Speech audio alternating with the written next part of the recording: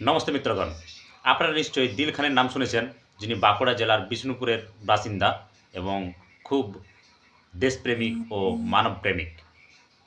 কিন্তু হিন্দু ভাই যারা তাকে সাপোর্ট করেন তার বিরিয়ানি খেতে যান, তার বিরিয়ানি কিন্তু অ্যাকচুয়ালি হালাল বিরিয়ানি।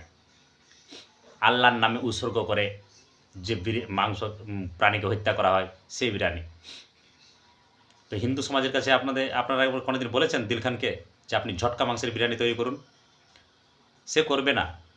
তা আসুন দেখে নেওয়া যাক সেই হিন্দু প্রেমী, ভারত প্রেমী, মানবতা প্রেমী সেই দিল খানের হালাল বিরিয়ানির গল্প। আমাদের চিকেনটা রক্তবিহীন, মানে হালাল চিকেন। তো হালাল চিকেনটা আমাদের বেশি দামে কিনতে হয়। এরকম নর্মাল চিকেন 180 টাকা কিলো, হালাল চিকেনটা কিনতে হয় 220 টাকা কিলো।